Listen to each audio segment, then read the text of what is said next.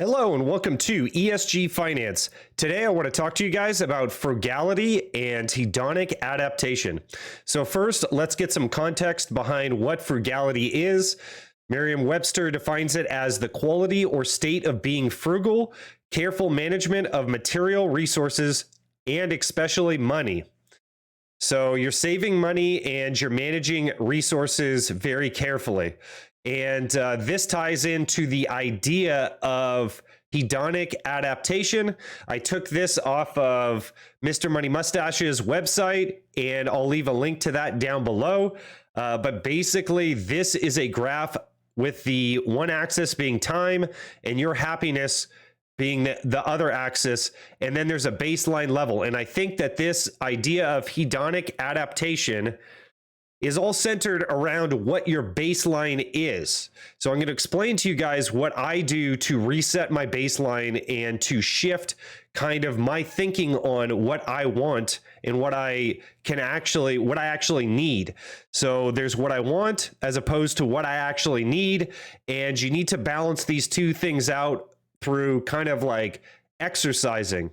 If you don't try, you won't be able to get like to your goal. So let's talk about this graph here for a second. So you have a baseline level of happiness, and then over time with lifestyle upgrades.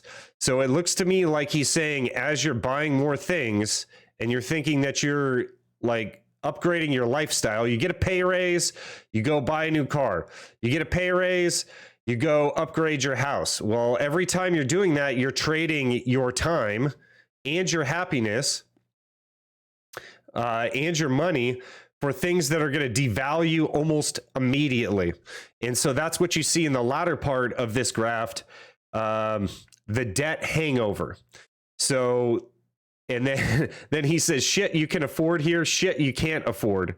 So if you stay at your baseline, your level of happiness is not going to have these huge swings between happiness and unhappiness. And as you can see here, you spend a lot more time unhappy than you spend happy. And I think that this graph accurately depicts this kind of hedonic adaptation or like overspending type of idea that we're talking about here.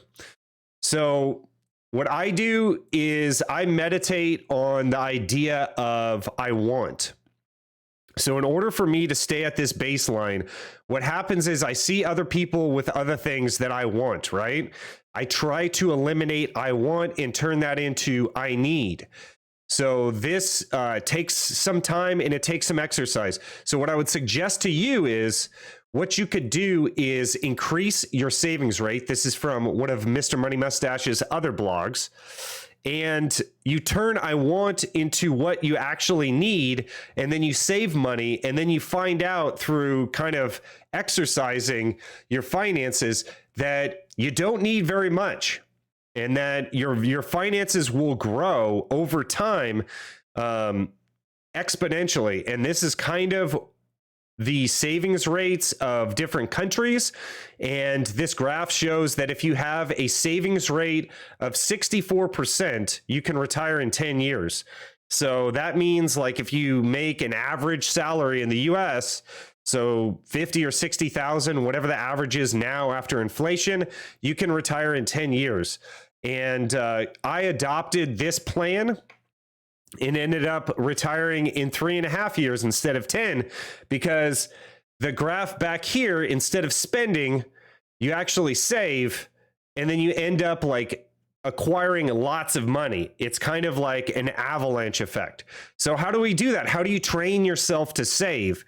Well, what I did was I took some advice from a YouTuber, and what I did is every single week, I did a new exercise, starting from, this week, we're not going to go out to eat. This week, I'm going to cook all my own food.